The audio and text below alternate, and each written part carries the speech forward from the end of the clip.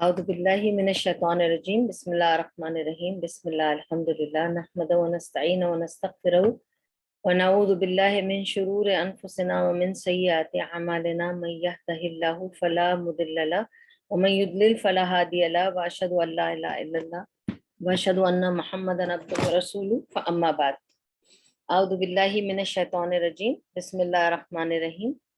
ہم کر رہے ہیں سیرہ آف رسول اللہ صلی اللہ علیہ وسلم اور اس سیریز میں آج ہم 4th پارٹ کریں گے انشاءاللہ. جسٹ اے کوئک ریکیپ کہ ہم نے جو لاسٹ ٹائم کیا تھا وہ ہم نے کیا تھا کہ کون سے سبحان اللہ سیرہ کی کیا کیا ریزنز ہیں کہ ہمیں سیرہ کیوں کرنی چاہیے. تو ہم نے وہ ریزنز کی تھی کہ ہمیں سیرہ کیوں کرنی چاہیے اور میں نے اس کی آپ لوگوں کو 9 ریزنز بتائی تھی. وہ مطلب 9 are some of the reasons, okay, the main reasons, اور بہت سی ریزنز ہوں گی لیکن میں نے آپ کو 9 ریزنز بتائی تھی کہ وائی وی مسٹ لرن سیرہ، ہمیں سیرہ کیوں پڑھنی ہے اور ہمیں اس کی کیا اہمیت ہے، اس سے ہمیں کیا فائدہ ہوگا، ہمیں سیرہ کیوں پڑھنی چاہیے. تو اس میں نے آپ کو بتایا تھا، پہلی ریزن یہ بتائی تھی کہ یہ اللہ کا حکم ہے. دوسری ریزن یہ بتائی تھی کہ اس سے سیرہ کو پڑھنے سے، اور میں نے اس کو الیبریٹ کر کے پورا ڈیٹیل میں بتایا تھا کہ سیرہ پڑھنے سے اور نبی صلی اللہ علیہ وسلم کی سیرت کے بارے میں جاننے سے ان سے محبت ہماری زیادہ بڑھے گی. تو اگر ہمیں نبی صلی اللہ علیہ وسلم کی محبت بڑھانی ہے اپنے اندر تو سیرہ پڑھنی پڑے گی. اور جب بھی ہم کسی کے بارے میں پتہ کرتے ہیں، کسی کے بھی بارے میں کچھ بھی ہمیں زیادہ پتہ چلتا ہے تو آٹومیٹیکلی ہماری انسیت محبت ان سے زیادہ بڑھ جاتی ہے. ٹھیک ہے. تھرڈ ریزن تھی کہ سیرہ کے ذریعے ہی ہم جو ہے قرآن کو سمجھ سکتے ہیں. قرآن کا سمجھنے کا بھی طریقہ سیرہ کو پڑھنا ہے، کیونکہ نبی صلی اللہ علیہ وسلم کی زندگی پوری قرآن پر چل کے گزری ہے. جب ہم سیرہ پڑھیں گے تو ہم کو سمجھ آئے گا کہ نبی صلی اللہ علیہ وسلم نے اس قرآن کو اپنی زندگی میں کیسے پرویا تھا. ٹھیک ہے. فورتھ ریزن واز کہ سیرہ پڑھنے سے ہماری اندر پازیٹیوٹی، آپٹمزم جاگتا ہے. ٹھیک ہے، کہ ادھر ان کی سفرنگ پتہ کر کے ہمیں پتہ چلتا ہے ہم اتنا نہیں سفر کر رہے. پھر پانچویں ریزن ہے کہ سیرہ itself is a miracle. It's one miracle which is in our hands today. تو ہمیں اس کے بارے میں پتہ کرنا چاہیے کہ کیا کیا ہوا تھا، کیسے ہوا تھا. پھر 6 ریزن تھی سیرہ ایک ہمارے درمیان ایک میتھڈولوجی جو ہے نا وہ ہمیں سکھاتا ہے. اگر ہم سیرہ کو پڑھیں تو سمجھ آئے گا کہ ایک میتھڈ ہے ٹو ریوائیو دی امہ.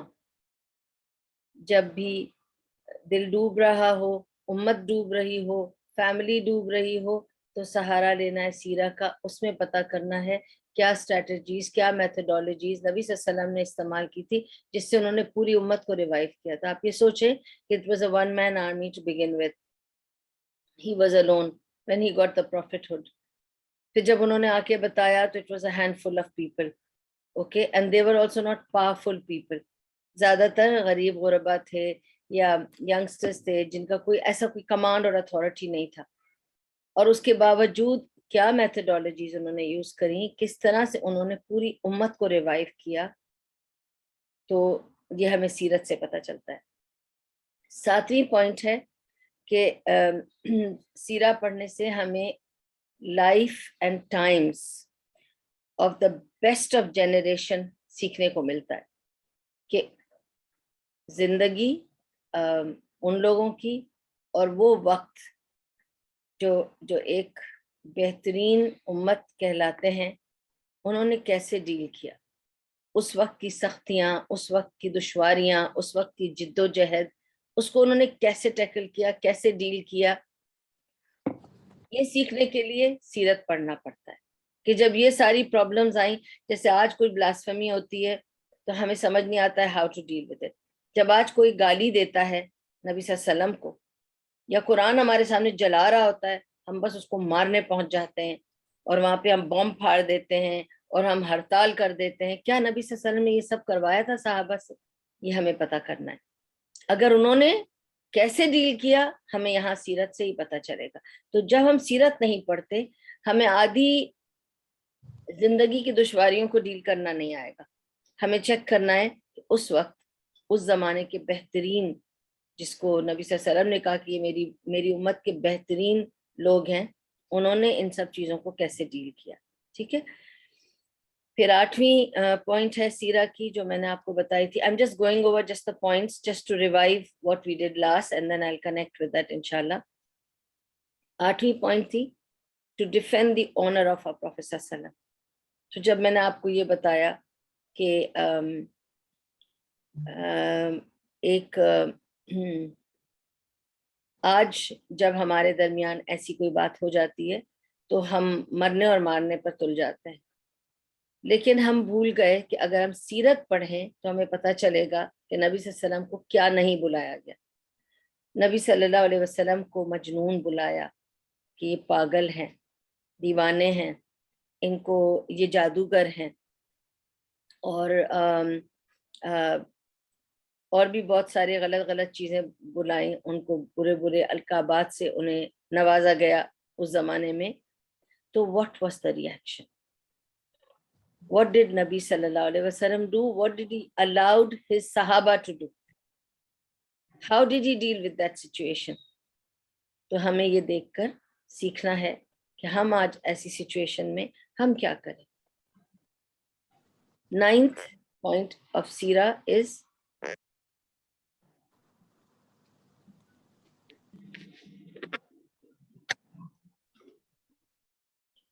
ninth part of Sira is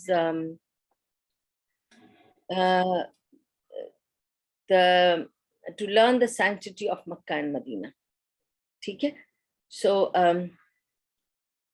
अगर नबी सल्लल्लाहु अलैहि वसल्लम से पहले मक्का was a sanctuary, it was a haram, okay, it was haram where any wrong was haram. नबी सल्लल्लाहु अलैहि वसल्लम ने मदीना को भी हरम की सैंक्टिटी दे दी, और नबी सल्लल्लाहु अलैहि वसल्लम ने अल्लाह सुब्हानहू व तआला से मांगा कि मदीने को भी सैंक्चुरी बना दी जाए, और उसको भी हरम का खिताब मिल गया। तो मदीने में और मक्के में ये दो हरमैन हैं जिनमें हर किस्म की लड़ाई झगड़ा, कोई चीज को तोड़ना, काटना, पीटना सब हराम कर दिया। वहां पे सुकून प्रिवेल किया। तो हमें सीरत से पता चलेगा कि इन दो हरम के रहने वाले, the people, the times, the life and the place, कि मक्का के अतराफ कौन थे, मदीना के अतराफ कौन थे, मदीने में कौन थे, मक्के में कौन थे, क्या रिहाइश थी, कैसे लोग थे, क्या फर्क है इनमें, और क्या करते थे, किस तरह इन्होंने डिफेंड किया, किस तरह इन्होंने रसूल सल्लल्लाहु अलैहि वसल्लम का साथ दिया, कैसे कैसे जो कुछ भी किया वो हम पढ़ते हैं। And this is where we learn about why we have to learn सीरा। हमें सीरत पर क्यों तालीम हासिल करनी है, क्यों हमें सीरत के बारे में सीखना है, क्यों हमें पता करना है कि नबी सल्लल्लाहु अलैहि वसल्लम की जिंदगी कैसे गुजरी, उनके सहाबा कैसे थे, उनका टाइम कैसा था, वो वक्त क्या था, उनकी चैलेंजेस क्या थे, उनकी जिद्दोजहद और स्ट्रगल क्या थी। सब कुछ जब हम समझेंगे, आधी हमारी ये समझ लें कि जिंदगी सुधर जाएगी। बस अल्हम्दुलिल्लाह।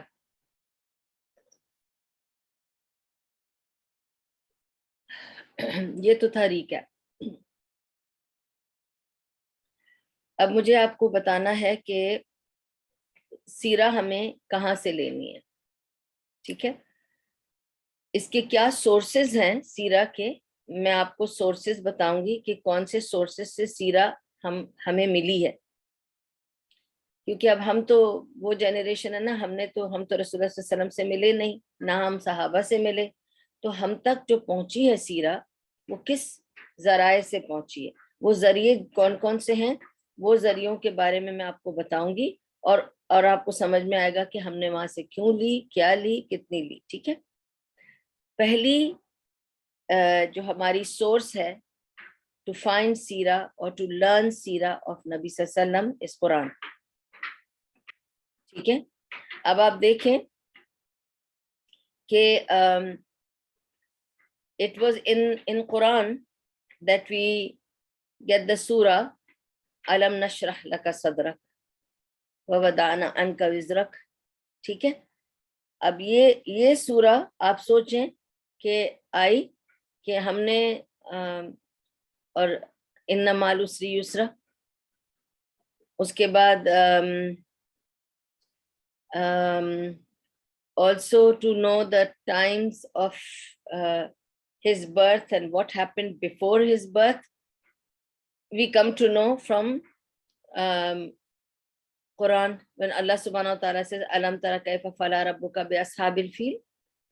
تو سورہ فیل نازل جب ہوئی تو اس میں کیا تھا کہ تمہارے سے پہلے اصحاب الفیل نے بھی یہ کیا تھا، کعبے کو ڈھانے کی کوشش کی تھی. تو یہ سارا قصہ اللہ تعالیٰ سنا رہے ہیں. کس لیے؟ تو نبی صلی اللہ علیہ وسلم کے آنے اور اس زمانے کے بارے میں بتانا چاہ رہے ہیں نبی صلی اللہ علیہ وسلم کو. اس کے علاوہ جب سورہ مائدہ کی وہ آیت جو آخری آیت کہلاتی ہے جس میں قرآن کی ساری وحی تکمیل پر پہنچی، جس میں اللہ تعالیٰ کہتا ہے کہ میں نے آج تمہارے دین کو مکمل کر دیا. ٹھیک ہے.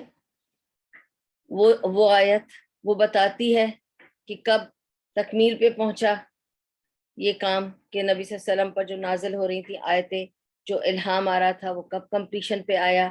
ٹھیک ہے.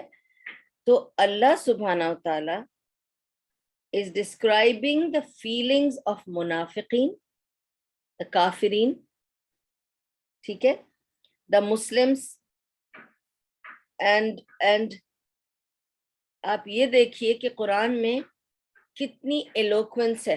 ٹھیک ہے, کہ کس طرح سے لوگوں کی فیلنگز کو ایکسپریس کیا گیا ہے قرآن میں. اللہ تعالیٰ جب ایکسپریس کرتا ہے، آپ کو پتہ ہے اللہ تعالیٰ قرآن میں کتنی جگہ میں نے آپ کو پڑھ کے سنایا ڈیورنگ تفاسیر کہ پھر کفار کے دل میں ڈر آیا اور وہ ڈر گئے اور ان کے دل میں وحشت نے گڑ لیا. یہ کیسے ہو رہا ہے؟ اللہ تعالیٰ نے ان کے دل کی فیلنگز ہم سے شیئر کری ہیں قرآن میں. ٹھیک ہے, کہ کیسے ان کو ڈر لگا، کہ منافقین کیسے چھپاتے تھے اپنی فیلنگز، کچھ سوچتے تھے اور کہتے کچھ تھے، کرنا کچھ چاہتے تھے اور کر کچھ رہے تھے، مارنا چاہتے تھے لیکن بہت پیار سے مل رہے تھے، میٹھی میٹھی باتیں کر رہے تھے. یہ سب اللہ تعالیٰ نے ہم کو بتایا ان کے دلوں کی فیلنگ، کہ جب ان کے پیر گڑ گئے تو وہ ان کے دل اکھڑ گئے تھے اور وہ پریشان ہو گئے تھے، وہ ڈر گئے تھے اور ڈر نے ان کے دل کو گھیر لیا تھا. اور ایون نبی صلی اللہ علیہ وسلم کی فیلنگز کو بیان کیا گیا ہے قرآن میں. جب اللہ تعالیٰ کہتا ہے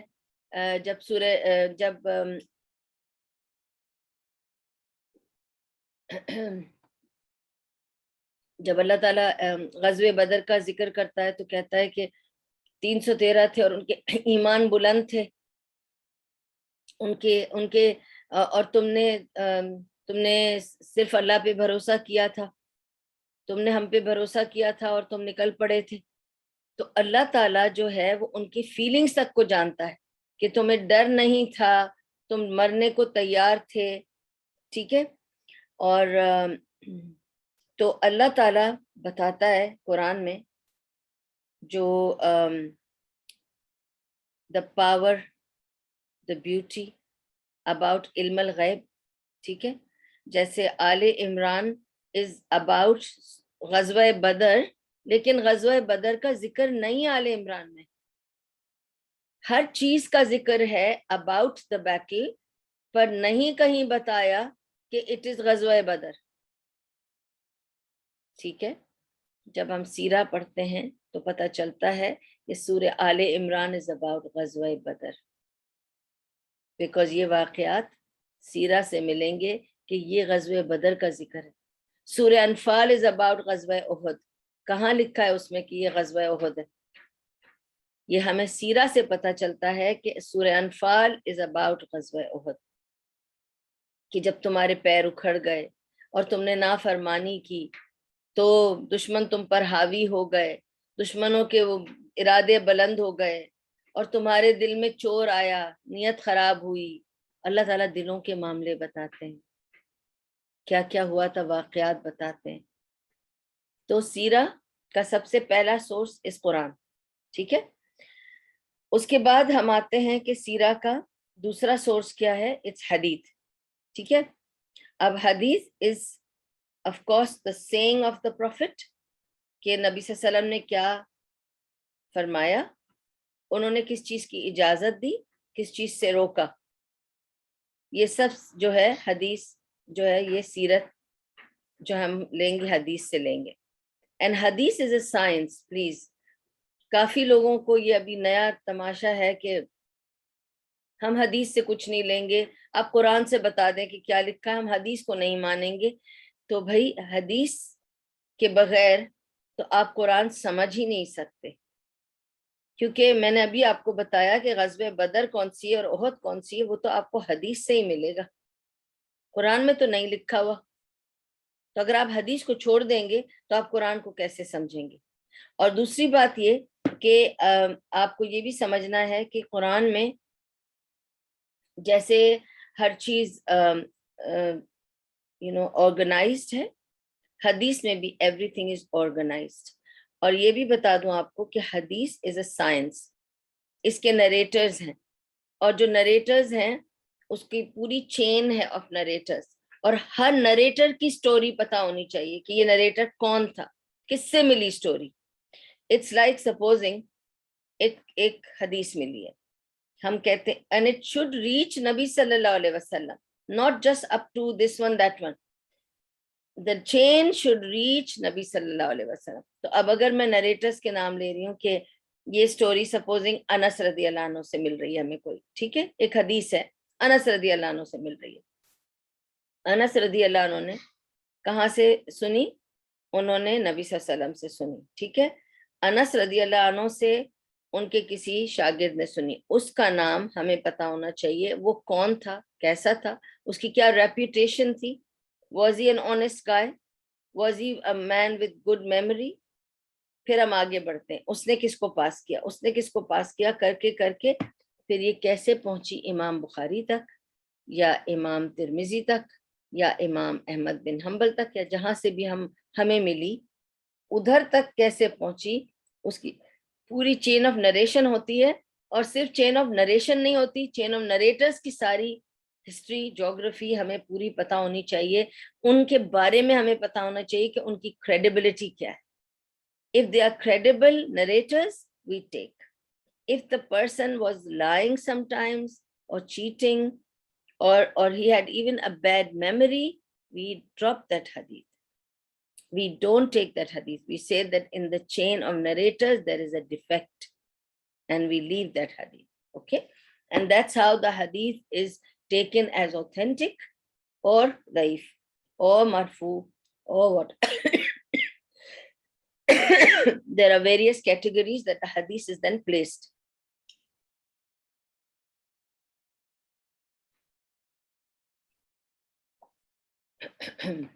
okay, تو یہ تو تھی about حدیث۔ پھر تھرڈ ہماری سورس ہے the سیرہ بکس، اوکے۔ اچھا، اب یہ بتانا ضروری ہے کہ سیرہ was written initially by people who were close to Nabi Sallallahu Alaihi Wasallam or who watched his life, and they have recorded what he did, how he woke up, what was his dealings with his business, or what was his dealing with people, or how did he deal as a leader, how was he as a father, how was he as a husband, and so on and so forth. ٹھیک ہے، اچھا۔ So the Sira books were written by it is okay, it is by Ali Urwa bin Zubair, okay. There were 4 people who wrote. So I'm going to tell you one by one about each of them. One was the son of Urwa bin Zubair. And Urwa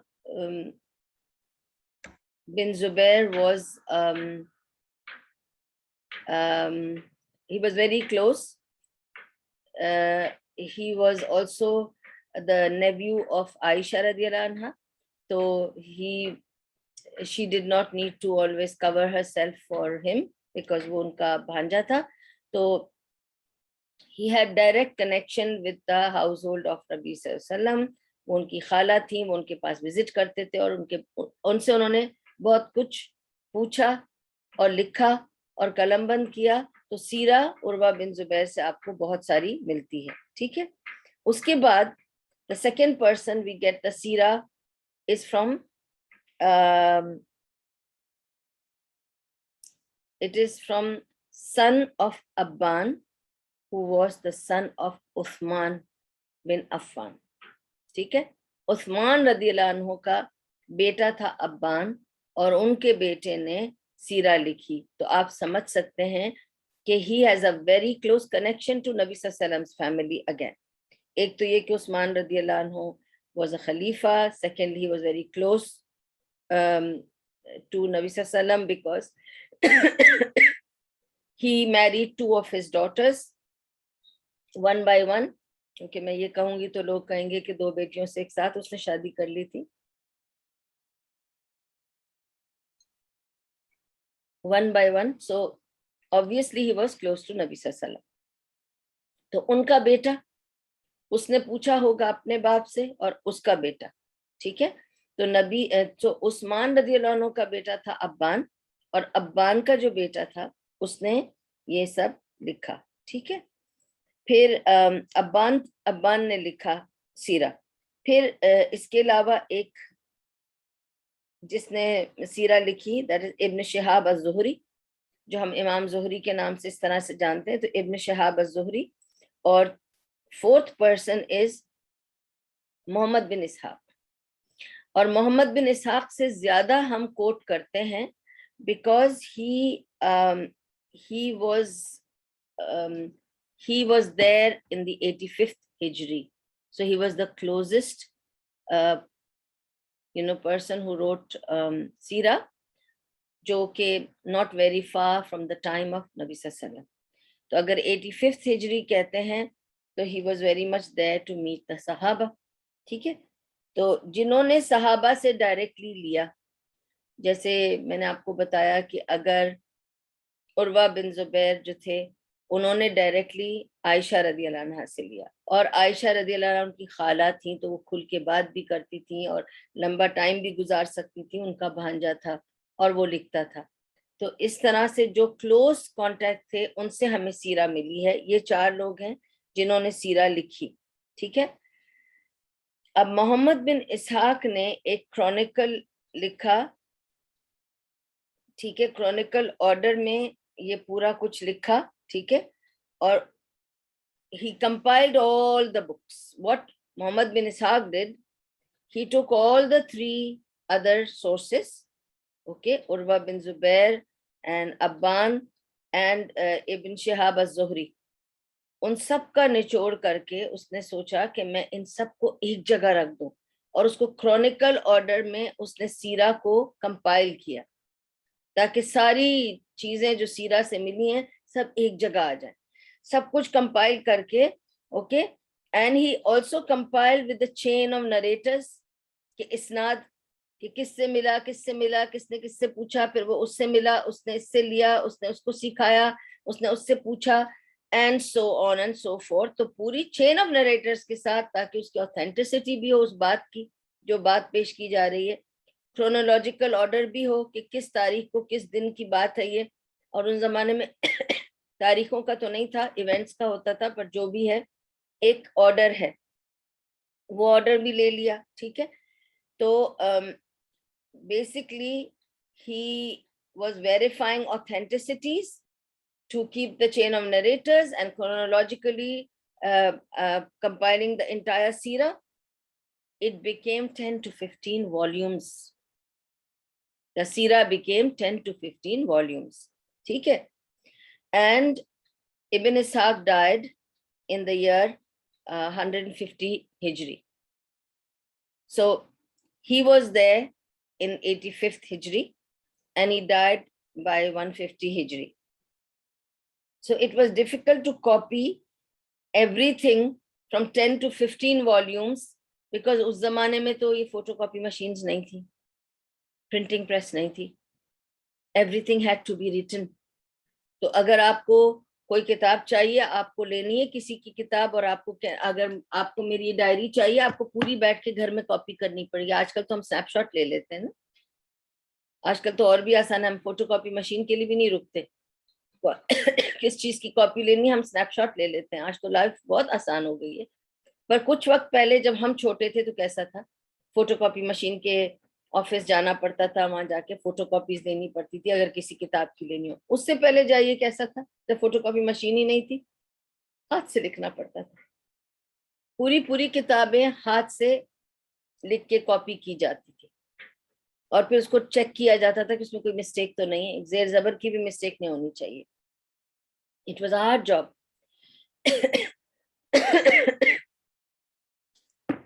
تو آپ نے زیادہ سنا ہوگا نام, when it comes to سیرہ you will hear more about Ibn Ishaq.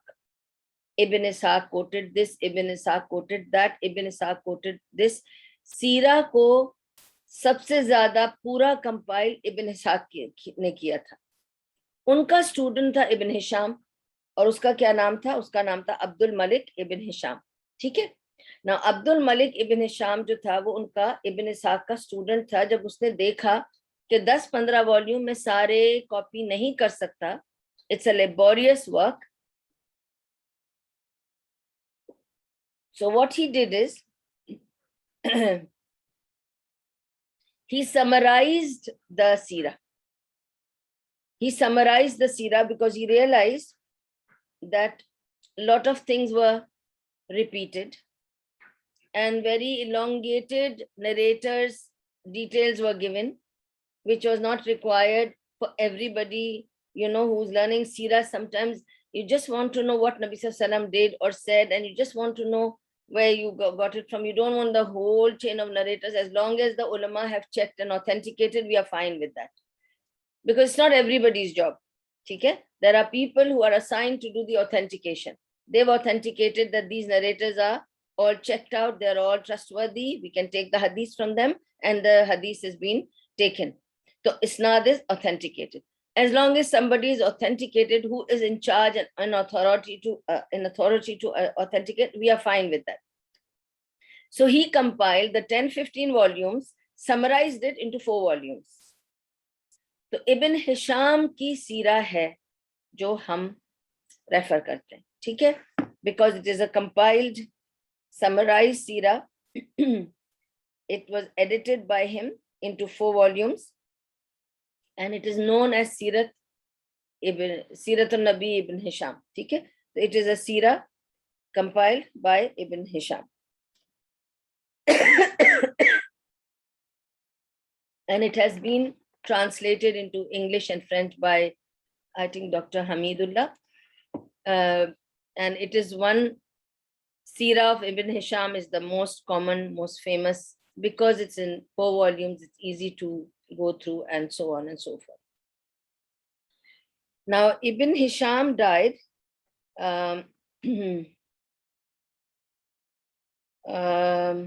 he died in 2013, recently. Yeah. Okay, he found many manuscripts. When he was doing his research, اب یہ بہت انٹرسٹنگ بات ہے آپ کے لیے, ہم اکثر یہ واٹس ایپ کے فارورڈز میں دیکھتے ہیں بٹ کوشچن نہیں کرتے ہم. ابھی ریسنٹلی ایک فارورڈ گزرا ہے کچھ مہینے پہلے, اور وہ بار بار آ کے گزرتا ہے کہ برلن کے میوزیم میں there are manuscripts, the first ever written, hand written Quran.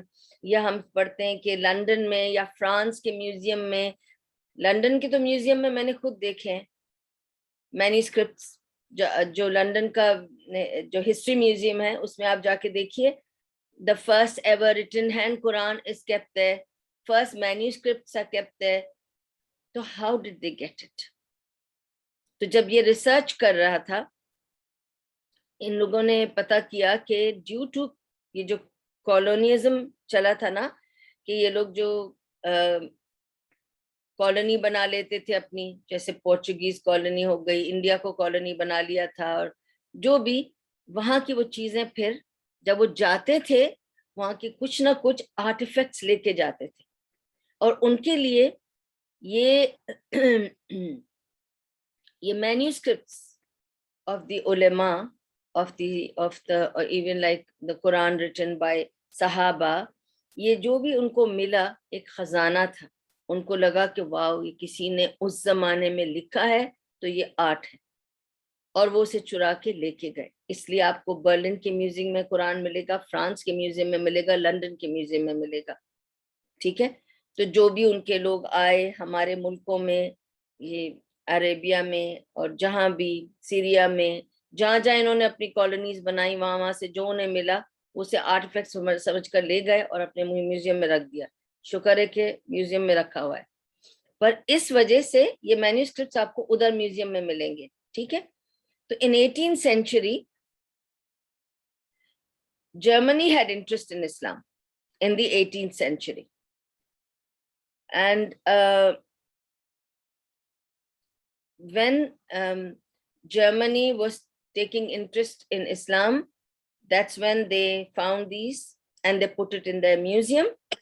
Now, okay, then after that what happened was that Ibn Hisham, when he was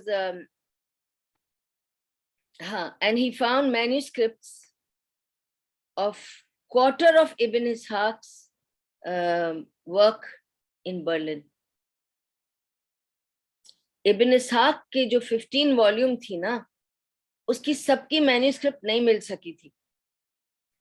جب ابن ہشام اسٹڈی کر رہا تھا تو اس نے دیکھا کہ ان کے مینیوسکرپٹس برلن میں اسے ملے ابن اسحاق کے, and that's how he was able to find more history on Sirah.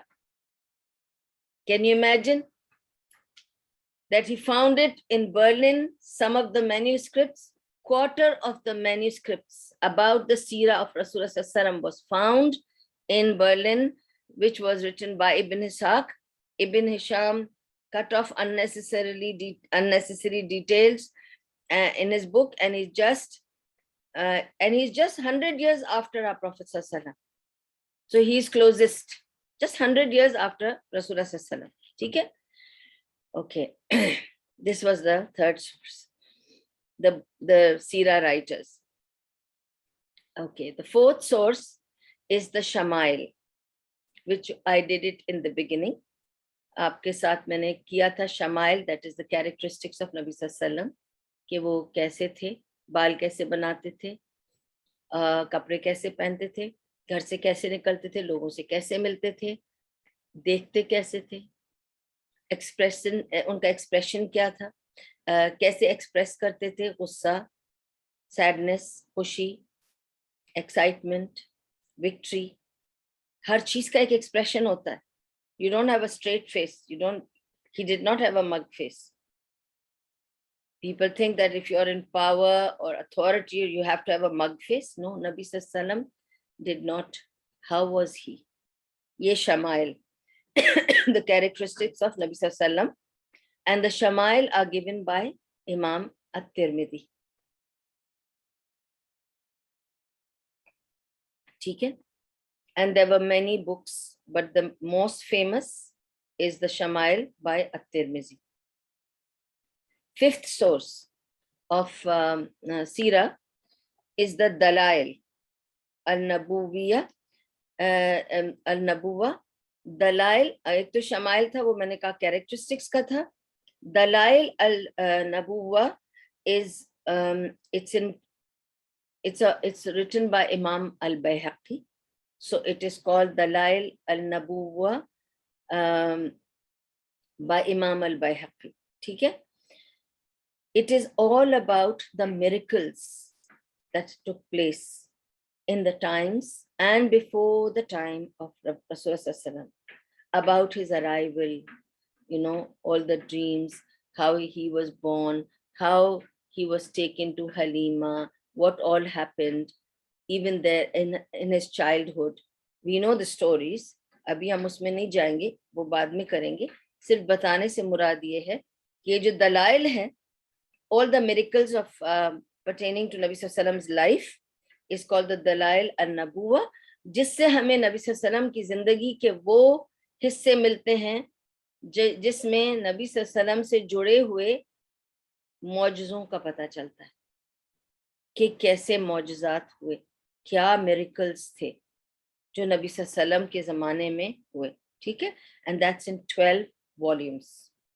Dalail is in 12 volumes written by Imam Bayhaqi. Sixth source is the Tarikh of Makkah and Medina. ठीक है. It's very important कि हम उस जगह की history पता करें जिस जगह से वो आदमी पैदा हुआ, भला बड़ा नबूवत के ओहदे पर फायज हुआ, तो किन लोगों के साथ डील कर रहा था, कौन लोग थे उस मुल्क में, आसपास कौन लोग थे, जंगें क्यों हुई, किसके साथ हुई, किस वजह से हुई. अगर हम कहेंगे नहीं हमें नहीं जानना कि वो हम क्यों जाने उसकी हिस्ट्री, मक्का की हिस्ट्री जान के क्या करेंगे. हिस्ट्री जानेंगे तो पता चलेगा कौन लोग थे जिनके दरमियान ये नबी पैदा हुआ. ठीक है. और क्यों उन लोगों ने उनकी अपोजिशन की, किस तरह ये सारा कुछ मामला हुआ, किसको फेस कर रहे थे वो, क्यों ये सारी मुश्किलात आई, और किसके क्या रुझान थे, किसने साथ दिया और किसने साथ क्यों नहीं दिया. ठीक है. इसको जानने के लिए हमें मक्का और मदीना की हिस्टोरिकल बैकग्राउंड, पूरी हिस्ट्री, उसकी ज्योग्राफी समझनी पड़ेगी. सो द तारीख of Mecca and Medina are also sources of सीरा. ठीक है. अब हम आते हैं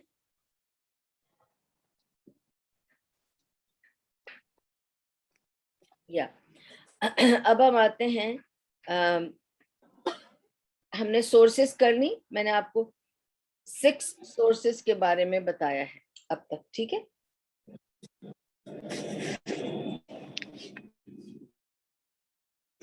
अब मैं आपको बता रही हूँ इस्लामिक अरेबिया.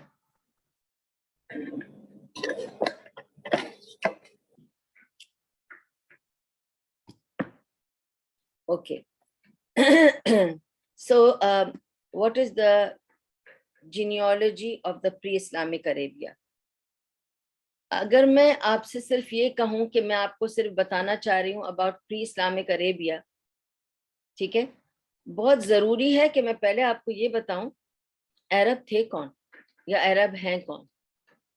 जिन अरबों को आज हम जानते हैं, और जो अरब ये हैं, कहते हैं कि ये नबी सल्लल्लाहु अलैहि वसल्लम के ज़माने से हैं, या ये सहाबा के ज़माने के हैं, या ये उनके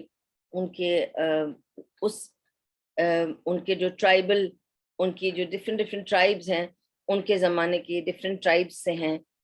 कैसे हमें पता चलेगा कि उस वक्त ये हिस्ट्री क्या है इस जगह की, जिस जगह में नबी सल्लल्लाहु अलैहि वसल्लम पैदा हुए, जिस फैमिली में ये पैदा हुए, उनकी हिस्ट्री है क्या. ठीक है. तो पहले हम पता करेंगे कि हु आर दी अरब्स. ठीक है. अच्छा.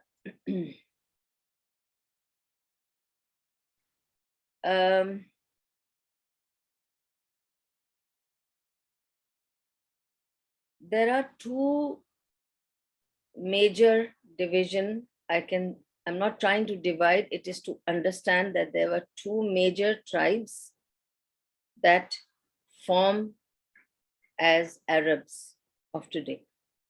ठीक है. और उस जमाने में भी. तो एक तो थे the external Arabs who came from outside and settled in this Makkah. ठीक है. और एक थे जो the Arabs who, the remaining Arabs, okay, who were there. अच्छा. एक्सटर्नल अरब्स जो थे, ان کو قرآن کیسے بتاتا ہے؟ اللہ تعالیٰ قرآن میں بتاتے ہیں کہ عرب کون کون تھے؟ عاد، سمود، ٹھیک ہے، ان کا ذکر ہے which was 3000 BC, before Jesus Christ, okay, before the Christian era, 3000 years before Christian era, okay. Then they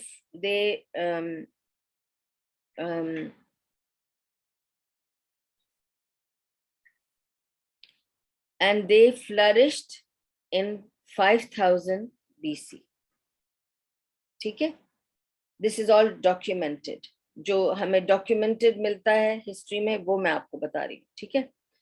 ابن خلدون نے مینشن کیا ہے کہ بیسکلی یہ کون تھے. there was a very famous city called بابل، جس کا ذکر ہسٹورینز نے لکھا ہے، جس کا ذکر ہے.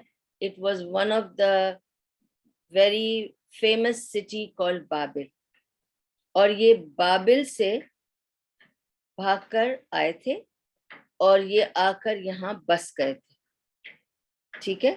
یہ بابل سے آئے تھے اور یہاں آ کے بس گئے تھے، جس کا ہسٹورین نے ذکر کیا ہے، okay. And that's why they are called the Babylonians، بابل سے آئے ہوئے لوگ، ٹھیک ہے. تو یہ ہے ہسٹوریکلی ان کا they are called the عرب البیدہ. عرب البیدہ کیونکہ یہ آئے اور آ کے بسے، یہ کہیں سے آئے اور آ کے بسے. they are called the external Arabs، اور ان کا جو ٹائٹل دیا ہوا ہے عربی میں وہ ہے عرب البیدہ، ٹھیک ہے. یہ آئے باہر سے اور بچ. دوسری کیٹیگری از عرب البقیہ، ٹھیک ہے. اور عرب البقیہ میں دو میجر ٹرائبز ہیں، قحطان اینڈ عدنان. اچھی طرح سمجھیں کیونکہ this is where we will go down to Prophet ﷺ and this is the connections I am giving you, part of the seerah. تو اس کو اچھی طرح سمجھیں. there is قحطان and Adnan. now قحطانز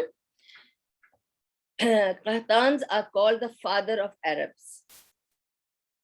تو آپ اکثر یہ آپ نے سر نیم بھی سنا ہوگا ایز اے ٹائٹل بھی. ٹائٹل تو نہیں، it's a surname because the name of a tribe, قحطانیز، ٹھیک ہے. تو قحطان are called the father of Arabs. now Yarab, or the word that Arab comes from, it was Yarab was the first to speak Arabic, ٹھیک ہے.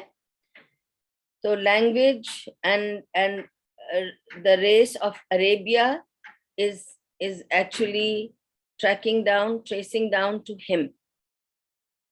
His name was Yarab and he was the first one to speak Arabic, and so it was called, that's why the word Arabia came, that the place where these Arabic is spoken, ٹھیک ہے. you know that اس سے پہلے تو اس کا نام عربیہ نہیں تھا، حجاز تھا. آپ کو پتہ ہے سعودی Arabia was not Saudi Arabia. This has been taken later. It was called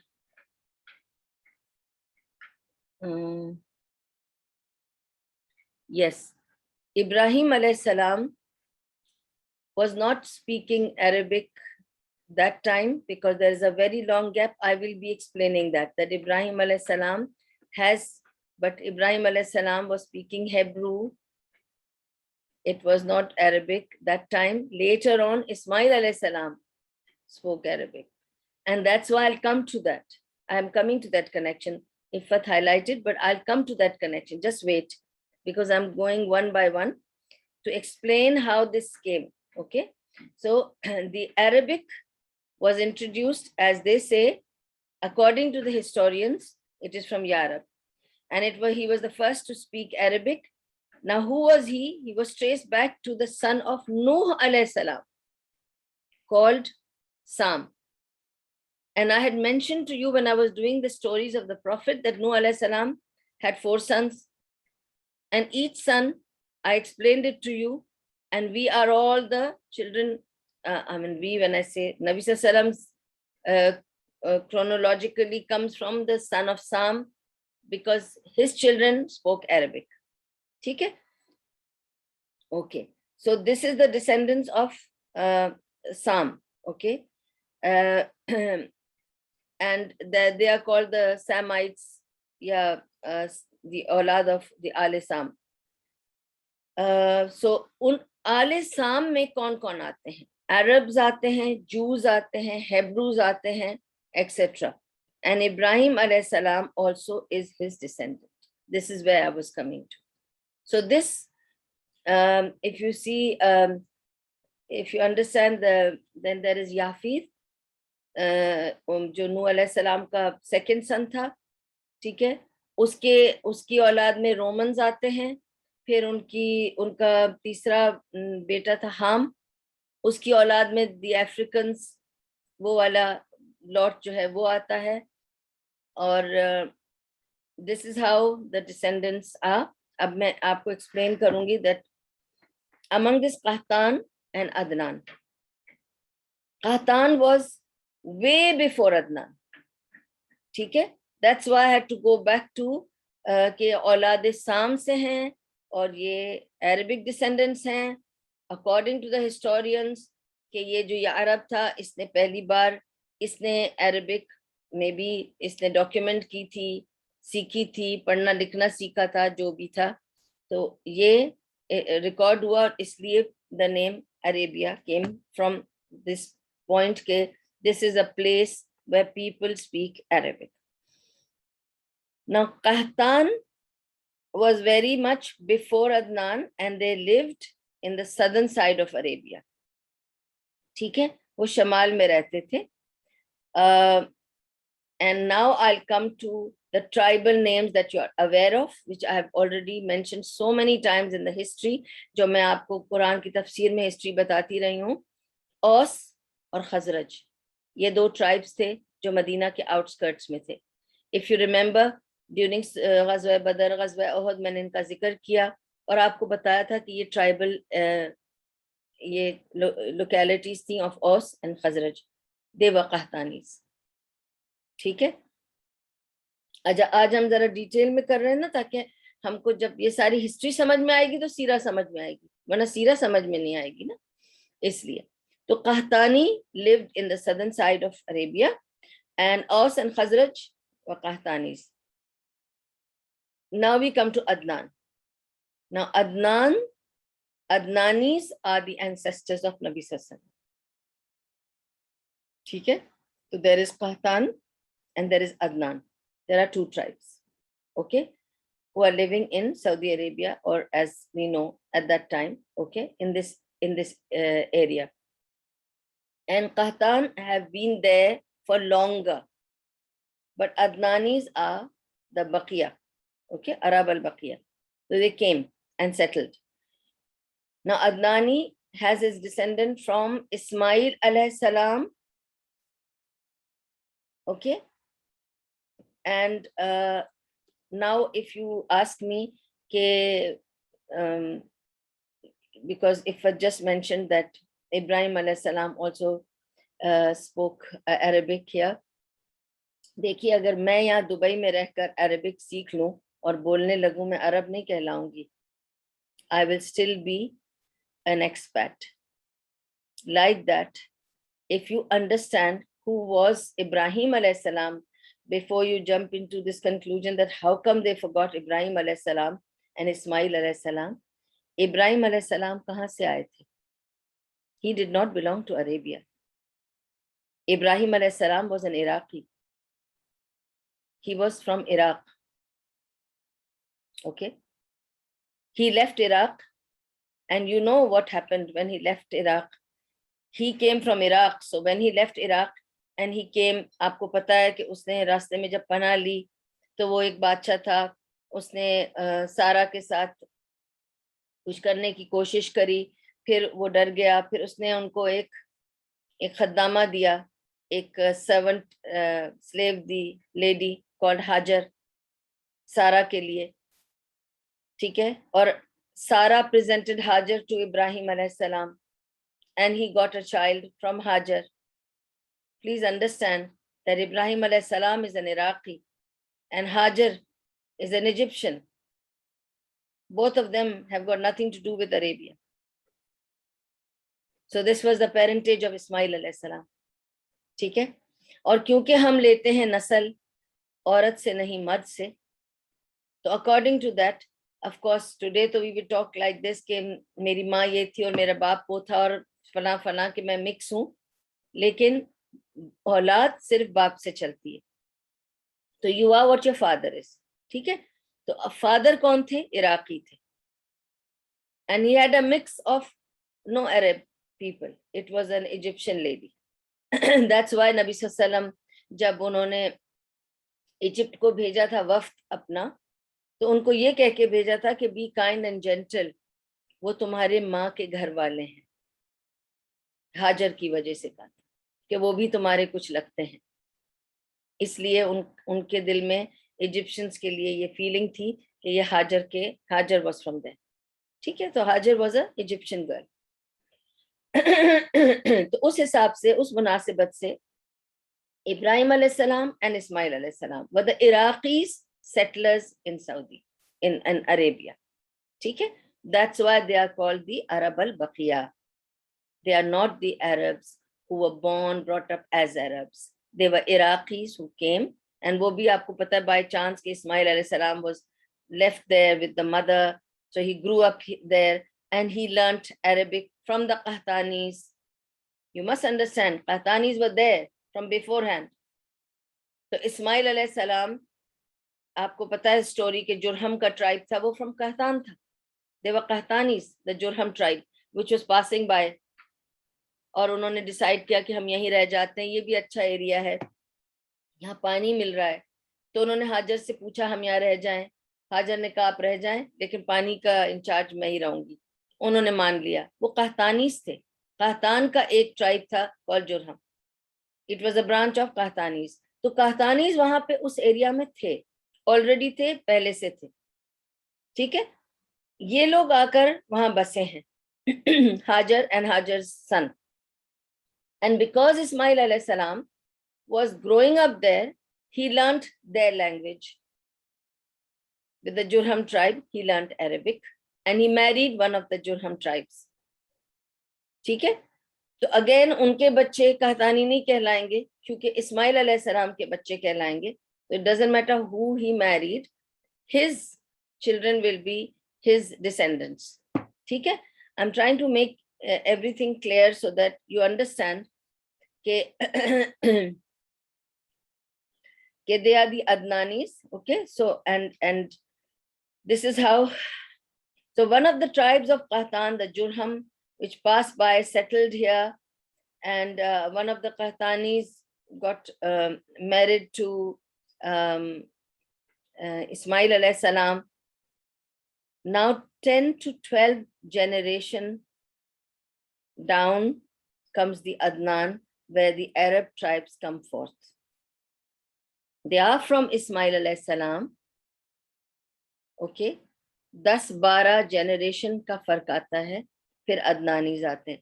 تو عرب العاربہ, عرب المستعربہ. ٹھیک ہے. and نبی صلی اللہ علیہ وسلم is one of the عرب المستعربہ, یعنی وہ عرب جو آئے اور بس کے عرب بن گئے. ٹھیک ہے. ایک ہے عرب العاربہ, جس کو جیسے ہم اپنی کولوکیل زبان میں کہیں گے نا, ایک تو لوکل ہیں جو یہیں پیدا ہوئے, یہیں کے son of the sand, son of this land ہے, اور ایک ہیں جو یہاں آ کے بس گئے, نیشنلٹی لے لی, سٹیزن شپ لے لی, زبان سیکھ لی, یہاں بس گئے, اب عربوں کی طرح رہتے ہیں. دے آر کال عرب المستعربہ, جو آ کے بسے اور انہوں نے عربی سیکھی, عربی کلچر سیکھا اور عرب بن گئے. تو نبی صلی اللہ علیہ وسلم کی family history as it goes back to his ancestors, they are Arab al-Mustaribah. لیکن Arab al-Mustaribah, they were not second-rate citizens in any way. In fact, they were more Arabs than the Arab themselves. They were more prestigious. They were more into business and rooting themselves in the Arabia. And Adnan was the 20th among the descendants of Arab al-Mustariba. ठीक है, अभी मेरे गले का start हो गया. अच्छा, इससे पहले कि मैं प्री इस्लामिक स्टोरी स्टार्ट करूं, which will be extremely interesting. This is where I will start now the pre-Islamic history of this place, because we need to understand. Ibrahim alayhi salam was still the prophet known to the people. Okay, Makkah was always a sanctity. From the time Ismail alayhi salam was growing up, how Makkah was built by Ibrahim alayhi salam and Ismail alayhi salam was known to Arabia. They have accepted the fact that these two people were the righteous people. They were from their God chosen people, and that's why उनके भी मुजस्समे बना के मक्के के काबे के अंदर रखे हुए थे. तो इब्राहिम अलैहि सलाम और इस्माइल अलैहि सलाम को अरब पहचानते थे, जानते थे, मानते थे, रिस्पेक्ट करते थे, वर्शिप करते थे. उनके मुजस्समे भी लेके डाल रखे थे कि ये वो दो लोग हैं, बाप बेटा, जिन्होंने काबा बिल्ड किया था दोबारा से. ठीक है, तो प्री इस्लामिक जो प्री इस्लामिक एरा था वो ऐसा था कि अगर हम थोड़ी देर के लिए सोचते हैं कि ज़माने जहालत कैसा था या इस्लाम से पहले अरेबिया में क्या हालात थे, तो फौरन ये ख्याल आता है कि सब पेगन्स थे या मुशरिक थे. Yes, but they still believed in Allah, the Almighty. They did not have any problem in that, but they felt they have no direct connection with Allah subhanahu wa ta'ala, with the Creator, with the Khaliq and the Malik. They thought to reach the Khaliq and the Malik, they need all these people.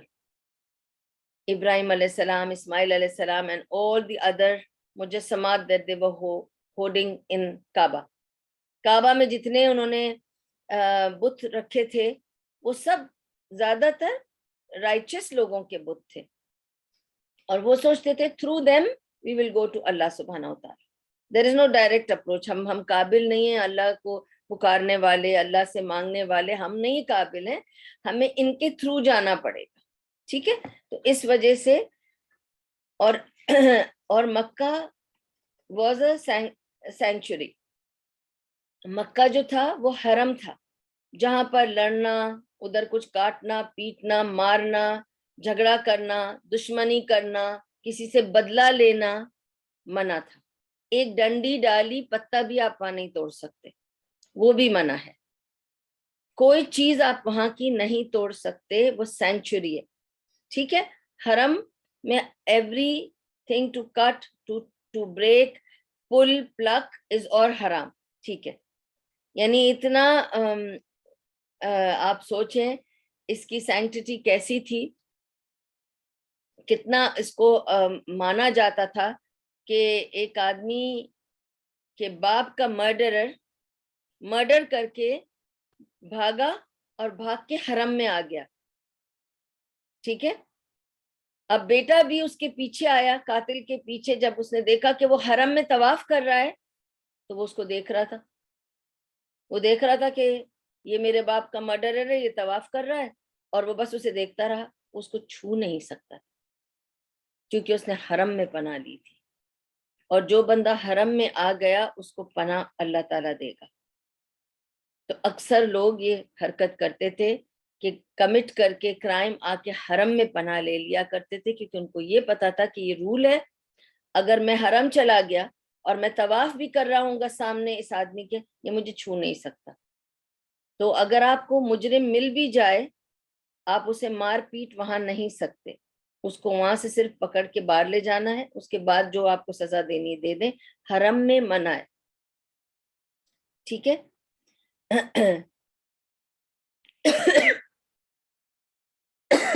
अच्छा, इससे फायदा क्या होता था? جب حرم, جس طرح حرم واز اے سینکچری, اس طرح حرام مہینے بھی تھے. 4 مہینے حرام تھے. محرم کا مہینہ حرام تھا, پھر رمضان میں we can't do anything, ذی الحجہ میں ہم نہیں کر سکتے, رجب میں نہیں کر سکتے. So there were certain months we were not allowed to do anything wrong, اور جھگڑا فساد, جنگ نہیں کر سکتے, بدلے نہیں لے سکتے. اس زمانے میں آپ کو پتا ہے کہ بدلے لیا کرتے تھے کہ تم نے میرا بیٹا مارا تو میں تمہارا, تم نے میرے باپ کو مارا میں تمہارا, یہ سب ہوتا تھا. تو اس وقت یہ تھا کہ یہ جو 4 مہینے تھے حرام مہینے, اس میں کوئی ایک دوسرے کو چھوئے گا نہیں. ٹھیک ہے, تو اب کیا ہوتا تھا کہ یہ 4 مہینے جھگڑا فساد جنگ حرام کرنے سے یہ 4 مہینے ٹوٹل پیس رہتا تھا, سکون, assurance, guarantee.